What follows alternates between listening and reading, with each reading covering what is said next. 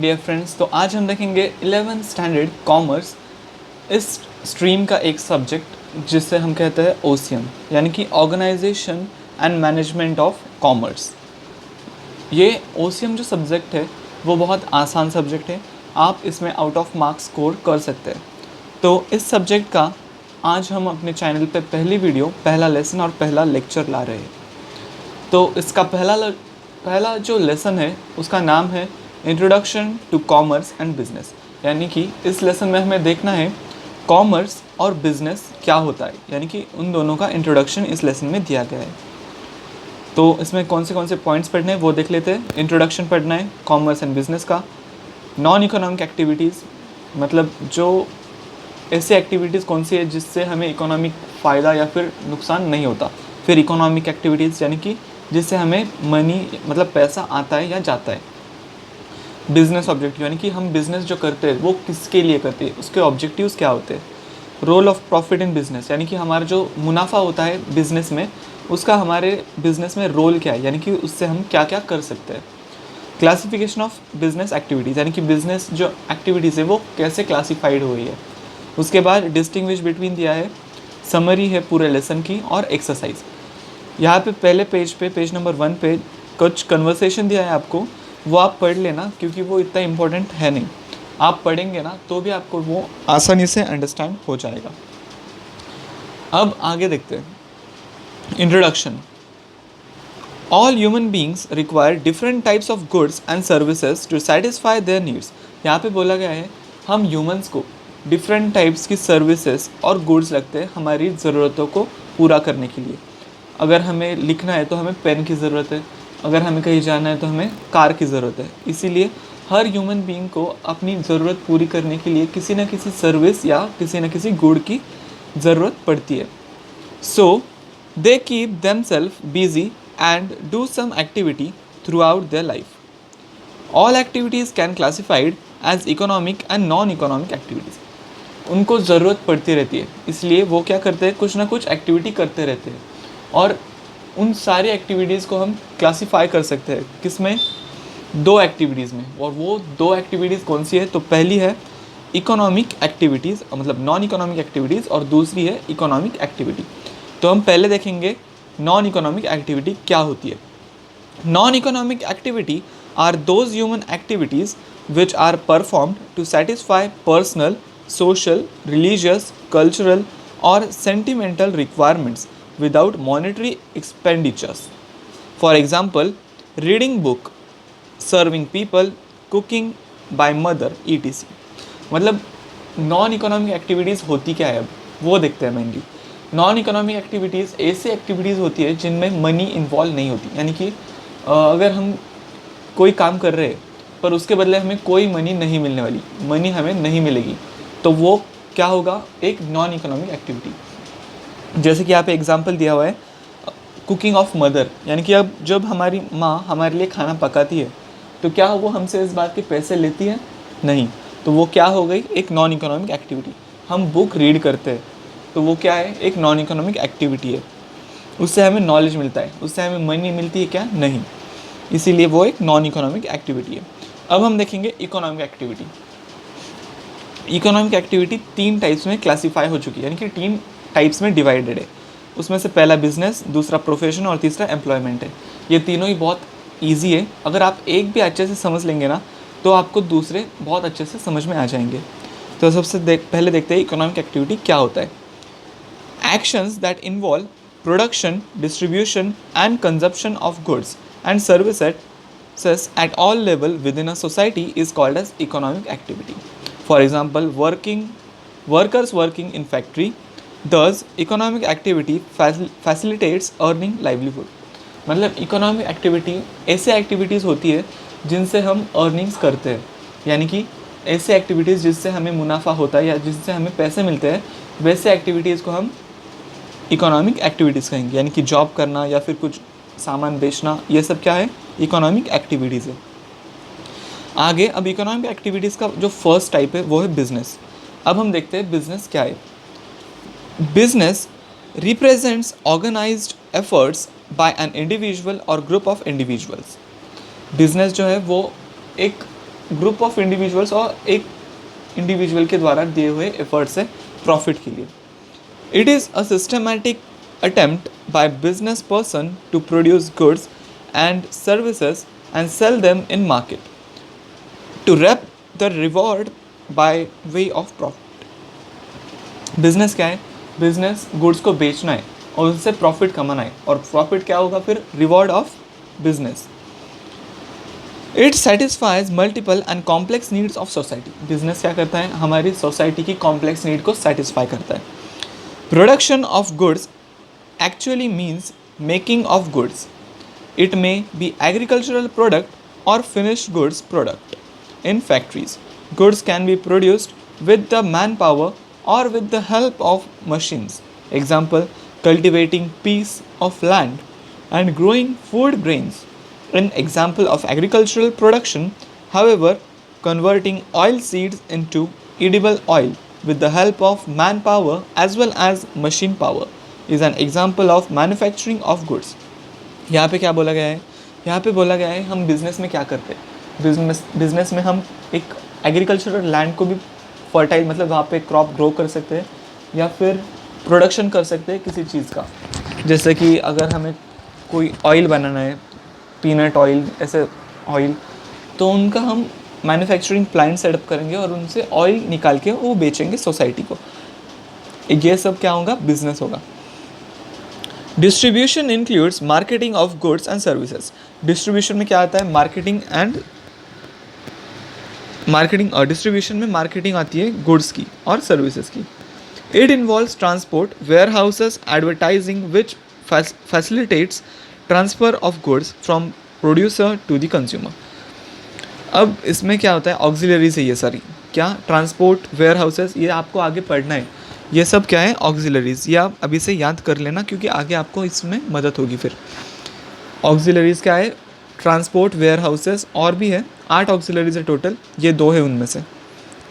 ये सब हमें चाहिए अगर हमें गुड्स को सप्लाई करना है कंज्यूमर तक. Ultimate consumer is our main and final customer. अब हमें देखनी है डेफिनेशन ऑफ बिजनेस. तो अब हम देखते हैं डेफिनेशन ऑफ बिजनेस. तो बिजनेस की डेफिनेशन क्या है? Business activities are all those human activities which are directed towards the production and processing of wealth. अब इस डेफिनेशन के हिसाब से वो कोई भी एक्टिविटी जिसमें प्रोडक्शन और प्रोसेसिंग होती है किसी गुड की, वो बिजनेस है, और जिससे हमें वेल्थ मिलती है वो बिजनेस है. और दूसरी डेफिनेशन क्या है? The organise efforts of individual to produce and sell for a profit the goods and services that satisfy society's need. मतलब यहाँ पे कहा गया है कि हम अगर कोई भी किसी भी प्रकार के गुड्स बनाते हैं और उससे हमारी सोसाइटी की जो नीड है वो सेटिस्फाई होती है, तो वो, और उससे हमें प्रॉफिट मिलता है, तो वो एक बिज़नेस है. मतलब जिस चीज़ से हमें प्रॉफिट मिले वो एक बिज़नेस है. अब हमें देखने हैं फीचर्स ऑफ बिज़नेस, यानी कि बिज़नेस के कुछ फीचर्स है, वो सब फीचर्स हमें देखने हैं. अब मैं पूरा रीड नहीं करूँगा, मैं बस मेन हेडिंग रीड करूँगा और आपको वो एक्सप्लेन करूँगा. अगर मुझे ज़रूरत पड़ी कि एक आध पॉइंट बड़ा मतलब डिफ़िकल्ट है तो मैं उसका पैराग्राफ भी रीड करके आपको एक्सप्लेन करूँगा. एन इकोनॉमिक एक्टिविटी, मतलब यहाँ पे बोला गया है कि बिज़नेस जो है वो इकोनॉमिक एक्टिविटी है. अब आप देख सकते हैं बिज़नेस अगर हम करते हैं तो हमें उसमें पैसा आता है और जाता है, मतलब हमें प्रॉफिट होता है भी और लॉस भी होता है. और हमने पढ़ा है कि जिसमें हमें प्रॉफिट हो और लॉस हो, यानी कि मनी आती हो और जाती हो, वो क्या है? एक इकोनॉमिक एक्टिविटी है. तो सबसे पहला पॉइंट क्लियर हो गया, बिज़नेस क्या है? इकोनॉमिक एक्टिविटी है. अब दूसरा पॉइंट क्या है? 2 पार्टीज़, मतलब बिज़नेस में 2 पार्टीज़ होती है. अगर आप सोचिए बिज़नेस में एक ही पार्टी होती तो बिज़नेस होता कैसे? हो ही नहीं सकता. इसलिए बिज़नेस में 2 पार्टीज़ होती है, एक जो बायर होता है और एक जो सेलर होता है. बिजनेसमैन जो होगा वो होगा सेलर, और जो उसके पास से बाय करेगा वो होगा बायर. इसलिए बिजनेस में 2 पार्टीज़ होती है. पहली पार्टी होती है बायर और दूसरी पार्टी होती है सेलर. तीसरा पॉइंट है प्रॉफिट मोटिव. बिजनेस में सबसे बड़ा जो मोटिव होता है वो है प्रॉफिट. इसीलिए बिजनेस का सबसे अल्टीमेट प्रॉफिट मतलब मोटिव होना चाहिए प्रॉफिट. प्रॉफिट होगा तभी हम बिज़नेस आगे चला पाएंगे, प्रॉफिट होगा तभी हम अपने एम्प्लॉयज़ को सैलरी दे पाएंगे, प्रॉफिट होगा तभी हम नई मशीनरीज ला पाएंगे जिससे हमारा जो काम है वो और आसान हो जाएगा, और अच्छे से मार्केटिंग भी हम तभी कर पाएंगे जब हमारे पास प्रॉफिट हो। तो चौथा पॉइंट देखते हैं अभी। चौथा पॉइंट जो है वो है production of goods and services. अब जो बिज़नेस है वो क्या करता है, वो प्रोडक्शन करता है गुड्स और सर्विसेज का। कैसे? तो अगर हम कोई बिज़नेस लेते हैं, आईटी बिज़नेस लिया हमने, तो आईटी के बिज़नेस में हम सर्विस देते हैं। अगर कोई फॉर्म्स भरने हो या फिर कोई चीज़ें का एडमिशन करना हो ऑनलाइन, तो वो सब क्या होगा, आईटी सर्विसेज होगी। और गुड्स में क्या आएगा, प्रोडक्शन ऑफ गुड्स में अगर आपको कोई फ़ोन चाहिए और वो कंपनी आपको वो फ़ोन प्रोड्यूस करती है और वो आपको बेचती है, तो वो क्या होगा, प्रोडक्शन। तो बिज़नेस में क्या आता है, गुड्स एंड सर्विसेज का प्रोडक्शन भी आता है गुड्स में, बिज़नेस में। अब जो पांचवा पॉइंट है वो है exchange of goods and services. Business में गुड्स और सर्विसेज का एक्सचेंज भी होता है। तो वो कैसे? बिज़नेस में गुड्स जो है वो कभी कभार जो सेकेंड हैंड गुड्स है वो रिप्लेस किए जाते हैं फर्स्ट गुड्स के साथ, मतलब न्यू गुड्स के साथ। हमें कुछ अमाउंट पे करनी होती है उसके लिए, और वो गुड्स हम न्यू गुड्स के साथ एक्सचेंज कर लेते हैं। और सर्विसेज का भी वैसे ही एक्सचेंज होता है। उसके बाद हम देखेंगे dealing in goods and services. Business क्या करता है, बिज़नेस किन चीज़ों में डील करता है? तो बिज़नेस जो डील करता है वो गुड्स एंड सर्विसेज में डील करता है। मतलब बिज़नेस जो है वो किस में चलता है, तो गुड्स और सर्विसेज को बेच के जो है बिज़नेस चलता है। ये बात हमें पता है कि बिज़नेस गुड्स और सर्विसेज को बेच के चलता है। अगर हम गुड्स या सर्विस इन दोनों में से कुछ नहीं बेचेंगे तो हम बिज़नेस कर पाएंगे क्या? नहीं। तो बिज़नेस डील करता है गुड्स और सर्विसेज में। अब हम देखेंगे अपना सेवेंथ पॉइंट। सेवेंथ पॉइंट क्या है? Continuity in dealing. मतलब बिज़नेस अगर हमें कंटिन्यू चलाना है तो हमें continue goods and services provide करने होंगे हमारे कंज्यूमर को, तभी हम बिज़नेस में अच्छे से सर्वाइव कर पाएंगे। वरना जो हमारा बिज़नेस है वो डूब जाएगा, हमें प्रॉफिट नहीं होगा, जिससे हमारा बिज़नेस चलेगा नहीं। ठीक है, तो अब हम देखेंगे एट्थ पॉइंट जो कि है अनसर्टन रिटर्न्स। बिज़नेस में कभी भी अनसर्टन रिटर्न्स होते हैं। बिज़नेस में रिटर्न्स जो है वो फिक्स होते नहीं है। क्यों? कभी एक साल में हमारा प्रॉफिट ज़्यादा हो सकता है, यानी कि हमारा जो गुड है, यानी कि मेरा ये पेन है, मेरी कंपनी पेन बनाती है, तो ये एग्ज़ाम्स के समय में ज़्यादा चलेगा, पर जब वैकेशंस होगा तब ये कम चलेगा। इसीलिए जब एग्ज़ाम्स होगी तब मेरा प्रॉफिट हाई होगा, और जब एग्ज़ाम्स नहीं होगी तब मेरा प्रॉफिट लो होगा, जिसके हिसाब से मेरे बिज़नेस में अनसर्टन रिटर्न्स मुझे मिलेंगे। उसके बाद एलिमेंट ऑफ रिस्क। बिज़नेस में हमेशा रिस्क रहता है कि हमारी कंपनी डूब ना जाए या फिर कोई और बड़ा प्लेयर आ जाए और वो हमें ख़रीद ना ले, यानी कि हमारा जो प्रोडक्ट है वो मतलब कंज्यूमर को नापसंद ना हो जाए।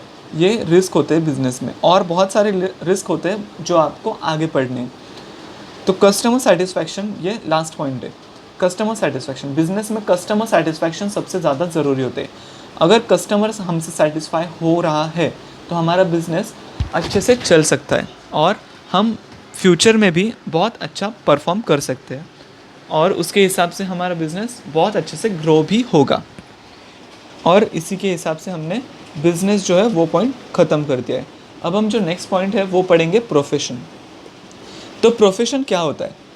प्रोफेशन आपको पता है, जो इंसान हमें गुड्स की जगह सर्विसेज बेचता है। कैसी सर्विसेज? जैसे कि लॉयर है, वो क्या हमें कुछ बेचता है गुड्स में? नहीं। तो वो हमें क्या देता है? उसकी नॉलेज की सर्विसेज देता है। डॉक्टर, वो हमें कुछ बेचता है? नहीं। वो हमें उसका नॉलेज के हिसाब से बताता है कि आपको ये मेडिसिन लेनी है ताकि आप क्योर हो जाएंगे। डॉक्टर, लॉयर, ये सब कौन है फिर? ये सब है हमारे लिए प्रोफेशनल्स। चार्टेड अकाउंटेंट यानी कि सीए, जो आप में से बहुत सारे लोगों को बनना भी होगा, वो सब क्या है? प्रोफेशंस है। तो प्रोफेशनल की डेफिनेशन देख लेते हैं अभी। प्रॉपर डेफिनेशन यहाँ पे दी हुई है। Profession is a part of economic activity under which a person uses his education, knowledge and specific skills to render services for earning some income। मतलब वो अपनी नॉलेज को रेंडर करता है, यानी कि उधार पे देता है और फिर उससे पैसे कमाता है। उसे हम क्या कहेंगे? प्रोफेशनल कहेंगे। अब प्रोफेशनल के भी कुछ फीचर्स है, उसमें से सबसे पहला क्या है, एम। प्रोफेशनल का एम क्या होता है, every profession is practised for earning money. मतलब जो प्रोफेशन है वो हर प्रोफेशन, उसका मोटिव क्या होता है, पैसे कमाना। Earning money is the last aim of the profession. दूसरा क्वालिफिकेशंस, प्रोफेशन अगर आप कोई प्रोफेशनल बनना चाहते हैं तो उसमें आपको क्वालिफिकेशंस चाहिए होंगी। अगर आप डॉक्टर बनेंगे तो उसमें आपको एमबीबीएस की डिग्री लेनी पड़ेगी। अगर आप इंजीनियर बनेंगे तो उसमें भी आपको इंजीनियरिंग की डिग्री लेनी पड़ेगी। सीए बनना चाहते हैं तो भी आपको डिग्री चाहिए। हर किसी प्रोफेशनल को क्वालिफिकेशंस चाहिए। उसके बाद का पॉइंट्स है फाइनेंशियल रिटर्न्स। अगर आप प्रोफेशन करते हैं तो आपकी एक फ़ीस होगी, तो आपको वो फीस या तो आपको फिक्स्ड नहीं होती। अगर आपका क्लाइंट कभी छोटा है कभी बड़ा है, यानी कि अगर डॉक्टर के पास कोई पेशेंट आता है जिसको बस जुकाम होता है तो उससे डॉक्टर कम फीस लेते हैं, पर अगर किसी को बड़ा डिसीज़ है यानी कि हार्ट का डिसीज़ है उससे ज़्यादा फीस ली जाती है। तो प्रोफेशनल की जो फीस है यानी कि फाइनेंशियल रिटर्न्स है वो सेम नहीं होते, वो डिफरेंट होते हैं हर सिचुएशन में। उसके बाद कैपिटल, प्रोफेशन को कैपिटल नहीं चाहिए अगर वो किसी के लिए जॉब करता है तो। अगर वो अपना सेपरेट ऑफिस खोलता है तो उसको मिनिमम कैपिटल चाहिए, यानी कि कम से कम कैपिटल चाहिए। उसके हिसाब से बिजनेस को ज़्यादा कैपिटल चाहिए होता है। उसके बाद रजिस्ट्रेशन एंड मेंबरशिप। अब जो हम प्रोफेशनल्स है, प्रोफेशनल्स को मेंबरशिप और रजिस्ट्रेशन दोनों करना पड़ता है। कहाँ पे, गवर्नमेंट के। अगर उन्होंने रजिस्ट्रेशन नहीं किया गवर्नमेंट पर तो गवर्नमेंट उनको लाइसेंस नहीं देती हॉस्पिटल चलाने का, इसीलिए उनको रजिस्ट्रेशन करना पड़ता है। कहाँ पे, तो गवर्नमेंट के पास। हर प्रोफेशनल को, चार्टर्ड अकाउंटेंट को, डॉक्टर को, हर किसी को। उसके बाद जो छठा पॉइंट है वो है नॉन ट्रांसफरेबिलिटी। अब हम देख सकते हैं बिजनेस जो है वो ट्रांसफ़र हो सकता है एक जनरेशन से दूसरे जनरेशन को, पर जो प्रोफेशनल है वो प्रोफेशन ट्रांसफ़र नहीं हो सकता। अगर आपके पिताजी डॉक्टर होंगे तो क्या आप भी डॉक्टर ही बनेंगे बिना डिग्री के? नहीं, आप नहीं बन सकते। अगर आपने वो डिग्री ली, आपने वो एजुकेशन लिया, तभी आप वो बन सकते हैं। मतलब प्रोफेशन जो है वो नॉन ट्रांसफरेबल है। मतलब हम प्रोफेशन को ट्रांसफ़र नहीं कर सकते एक जनरेशन से दूसरी जनरेशन को। अब जो लास्ट पॉइंट है वो है नेचर ऑफ वर्क। अब प्रोफेशन का जो नेचर है वर्क का वो क्या है, profession charges fees in exchange of expert services. मतलब प्रोफेशनल जो है वो क्या लेता है, वो पेमेंट नहीं लेता, वो मनी नहीं लेता, वो फ़ीस लेता है। वो जो सर्विसेज देता है उसके बदले में वो क्या लेता है, वो फ़ीस लेता है उसके काम की। अब हम इस लेक्चर का लास्ट पॉइंट देखेंगे जो कि है एम्प्लॉयमेंट, और उससे आगे का पॉइंट हम नेक्स्ट लेक्चर में देखेंगे। तो एम्प्लॉयमेंट क्या है वो देख लेते हैं अभी। There is employee relationship. Employer is the person who offers the work. The person who accepts the work is called as employee. मतलब एम्प्लॉयमेंट में दो टॉपिक है, एक एम्प्लॉय और दूसरा एम्प्लॉयर। जो एम्प्लॉय होता है वो एम्प्लॉयर के लिए काम करता है, यानी कि अगर मैं एक एम्प्लॉय हूँ, एक स्कूल में मैं एक एम्प्लॉय हूँ, मतलब एक टीचर हूँ, तो मेरा एम्प्लॉयर कौन होगा, जो स्कूल का ट्रस्टी होगा वो मेरा एम्प्लॉयर होगा। ठीक है। अब जो एम्प्लॉय है उसमें भी कुछ फीचर्स है एम्प्लॉयमेंट की, तो उसमें से पहला एम है। तो जो एम्प्लॉयमेंट का एम है वो क्या है, अर्निंग इनकम। यानी कि हम काम क्यों करते हैं किसी के लिए, क्योंकि हमें पैसे चाहिए होते हैं हमारे फैमिली के लिए, इसीलिए हम दूसरों के लिए काम करते हैं। तो मेन एम जो है एम्प्लॉयमेंट का वो है अर्निंग मनी। दूसरा क्वालिफ़िकेशंस। अब हम एम्प्लॉयमेंट में भी कभी क्वालिफ़िकेशंस चाहिए होती है। विलेजेस एरिया में क्वालिफ़िकेशंस की इतनी ज़रूरत नहीं पड़ती, पर सिटी एरिया में आपको क्वालिफ़िकेशंस चाहिए होती है एम्प्लॉयमेंट के लिए। अगर आपको बिलिंग काउंटर पे जॉब करनी है तो आपको MSc IT जैसे कोर्स करने पड़ते हैं, ऐसी क्वालिफ़िकेशन आपको चाहिए होती है। प्रोफेशनल से कम क्वालिफ़िकेशंस चलती है एम्प्लॉयमेंट में। उसके बाद मॉनेटरी रिटर्न्स। मॉनेटरी रिटर्न्स यानी कि जो प्रोफेशनल्स है उनके रिटर्न्स जो है वो फिक्स होते हैं, वो चेंज नहीं होते। वो चेंज भी हुए तो वो बढ़ते ही है, कभी कम भी होते हैं, बहुत कम बार, और वो बहुत सालों बाद या फिर महीनों बाद चेंज होते हैं, वो हर बार चेंज नहीं होते। उसके बाद जो है नेक्स्ट पॉइंट वो हमें पढ़ना है, वो है रजिस्ट्रेशन। अब जो एम्प्लॉय है उसको कहीं पे रजिस्ट्रेशन नहीं करना पड़ता कि मैं यहाँ पे काम करता हूँ, इसीलिए हमारे जो एम्प्लॉय है उनको रजिस्ट्रेशन की ज़रूरत नहीं है। No registration is required to employees. उसके बाद जो सेकंड लास्ट पॉइंट है 6 नंबर का, वो है नॉन ट्रांसफरेबिलिटी। यानी कि अगर मैं एक फैक्ट्री में काम करता हूँ तो मेरा जो चाइल्ड होगा वो भी वही फैक्ट्री में काम करेगा, ऐसा नहीं है। उस फैक्ट्री में उसको जॉब मिलेगी नहीं मिलेगी ऐसा नहीं होता। तो जो हमारी एम्प्लॉयमेंट है वो भी नॉन ट्रांसफरेबल है हमारे प्रोफेशन की तरह। और जो लास्ट है वो है नेचर ऑफ वर्क, यानी कि हमारा जो एम्प्लॉयमेंट है उसका नेचर ऑफ वर्क क्या है। तो every employee is expected to complete the work which is given to him. The nature of job dedicated to the nature of work, यानी कि हमारा जो नेचर है एम्प्लॉयमेंट का वो क्या है कि हमें जो वर्क दिया गया है एम्प्लॉयमेंट में हमारे एम्प्लॉयर के द्वारा वो हमें कंप्लीट करना है। यही हमारा मेन एम होना चाहिए हमारे एम्प्लॉयमेंट में। तो हमने देख लिया, अब इकोनॉमिक एक्टिविटीज़ भी देख ली और नॉन इकोनॉमिक एक्टिविटीज़ भी देख ली। अब हम अगले लेक्चर में क्या पढ़ने वाले हैं वो भी देख लेते हैं। उसका थोड़ा सा बिजनेस ऑब्जेक्टिव्स देखेंगे हम अगले लेक्चर में। Business objectives and role of profit in business, ये 2 पॉइंट हम देखेंगे नेक्स्ट लेक्चर में। और मैं उम्मीद करता हूँ आपको मैंने आज जो पढ़ा है वो सब समझ में आया होगा। अगर आपको कुछ डाउट है तो वो आप मुझे कमेंट में बता देना। ठीक है, फिर मिलेंगे एक और इंटरेस्टिंग लेक्चर में। तब तक के लिए बाय बाय।